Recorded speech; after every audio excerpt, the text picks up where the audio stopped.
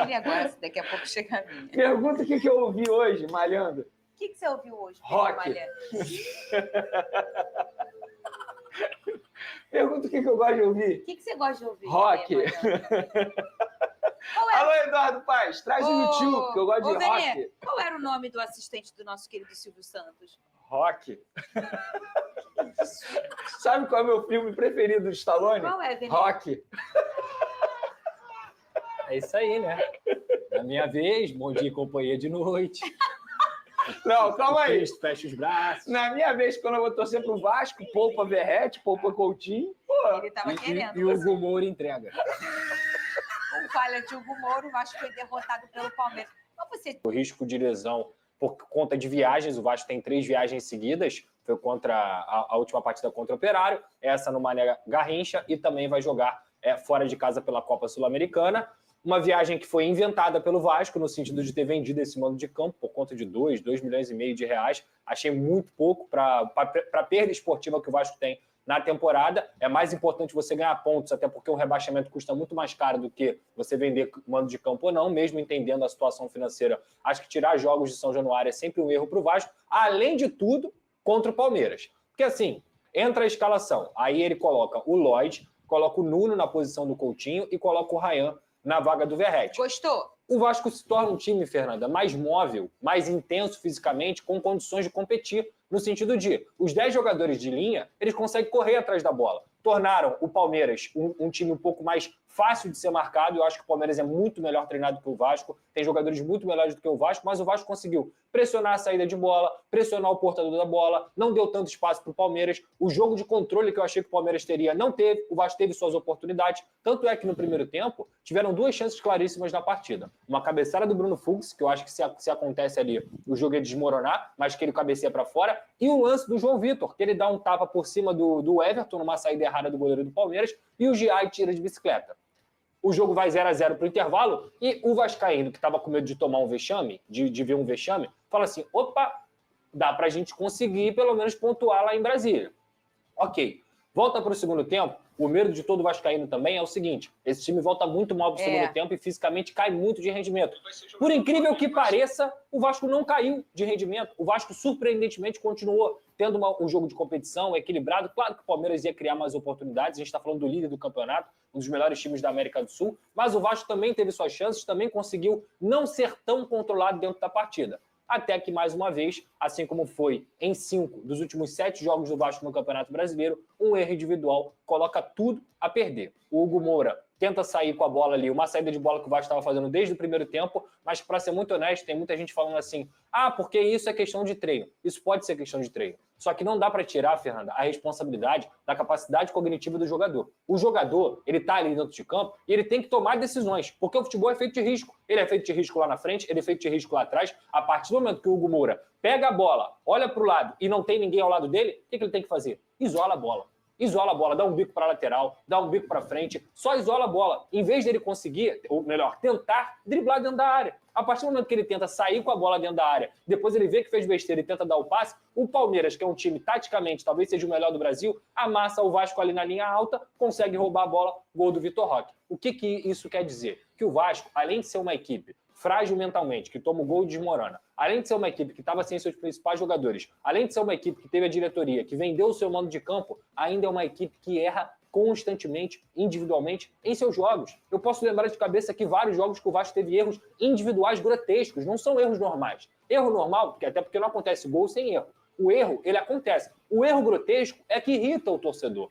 Paulinho contra o Santos, aí pega João Vitor contra o Corinthians, João Vitor contra o Ceará, Hugo Moura contra o Sport e hoje, e ontem, nessa partida contra o Palmeiras, Hugo Moura novamente. E o pior, o Hugo Moura nem é um dos problemas do Vasco, mas ele mais uma vez protagoniza um lance que acaba fazendo o Vasco perder a chance de pelo menos ganhar um ponto. Então assim, quando eu falava o tempo inteiro aqui, o Carille não chuta a bola, o Carille não cabeceia, o Carille não finaliza, ele arma o time, ele monta um plano de jogo. Assim como o Felipe, para mim, montou um bom plano de jogo ontem. Só que esse plano de jogo não existe quando você tem um erro individual. Não há plano de jogo que o técnico arme que se sustente com tanto erro individual. Então, esses jogadores precisam ser cobrados. Os treinadores gostam Mas de isso fazer. aqui não treina no Mas vídeo, né?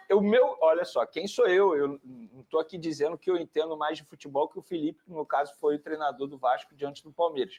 Mas se eu fosse o treinador, eu jamais ia pedir para esses jogadores do Vasco da Gama fazerem uma saída de bola como essa. Esse é o maior questionamento, o meu maior questionamento em relação à contratação do Diniz.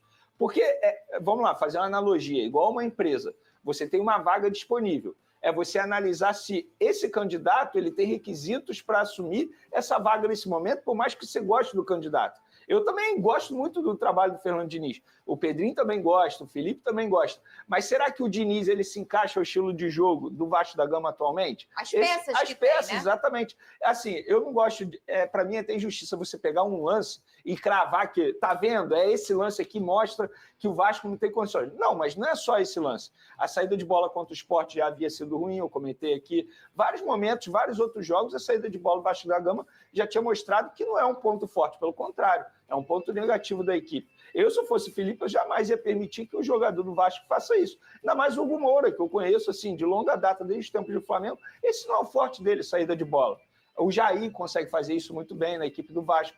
Então, assim, Fernandinho, te respondendo de maneira sucinta, entendendo e analisando o time do Vasco da Gama, eu jamais pediria para ter uma saída de bola como essa. Dá bicão para frente, enfim, faz outra coisa diferente. Isso é extremamente arriscado, ainda mais diante de um forte rival que é o Palmeiras. Eu já acho que a questão não é só a questão das peças, né?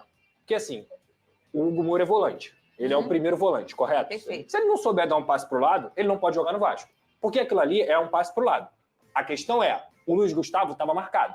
Então, se ele está marcado, quem tem que tomar a decisão é o jogador. Quando o Fernando Diniz assumir, que é o que provavelmente vai acontecer... O que você tem de informação? Vamos lá, só para resumir, né? A informação que eu tenho ele já deu sim, o Vasco já também quer contratar ele, é uma questão financeira, que eu até dei na última sexta-feira lá na Placar, com todas as informações, que é uma questão financeira. Ele pediu um salário na casa dos maiores salários do futebol brasileiro e o Vasco não vai pagar isso. Então, hoje, há um sim do Fernando Diniz, há uma vontade do Vasco também, só que falta esse detalhamento com o staff do jogador na questão financeira. E que eu acho que não vai ser problema, porque o Fernando Diniz já deu o aval, já tem a intenção de assumir o Vasco. Então, acho que é só uma questão de tempo do Vasco voltar da Venezuela, que é quando o Vasco vai enfrentar o Porto Cabide, e anunciar o Diniz.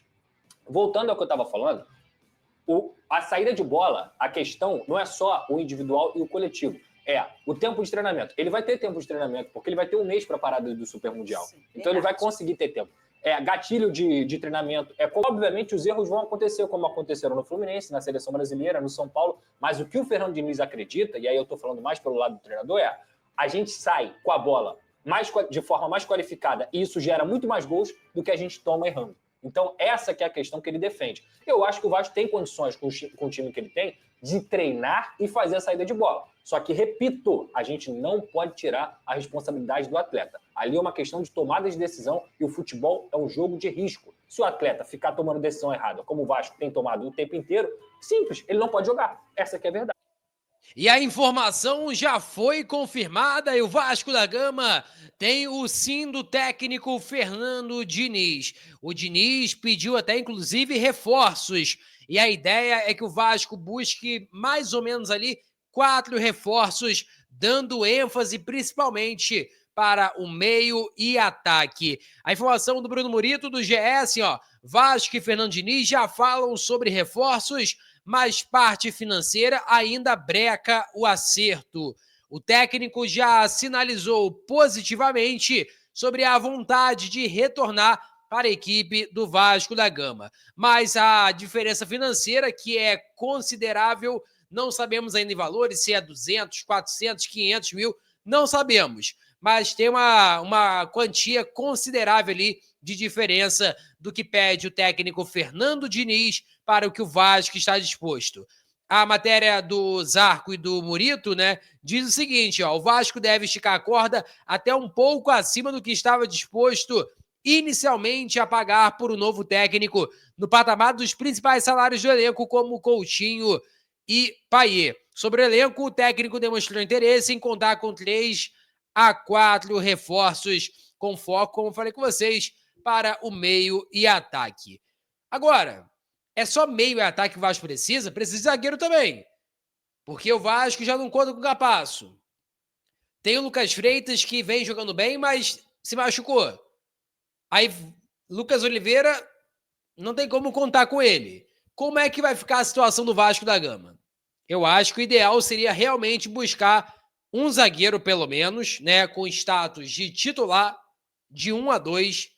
Tem que ter um reserva para o Lucas Piton. Tem que ter volante. Tem que ter meia armador para o lugar do Payet. Tem que ter caras para frente, reserva para o Verratti. Então, o quadro de reforços acho que é muito pouco ainda para que o Vasco precisa. Peço a você que deixe o like, é muito importante para o nosso canal. Acione o sininho de notificação para não perder nenhum conteúdo. Nossa meta é alcançar o mais rápido possível 60 mil, conto muito com a sua ajuda e também com a sua moral. Vou ficando por aqui, valeu, tamo junto e é nóis! Fui!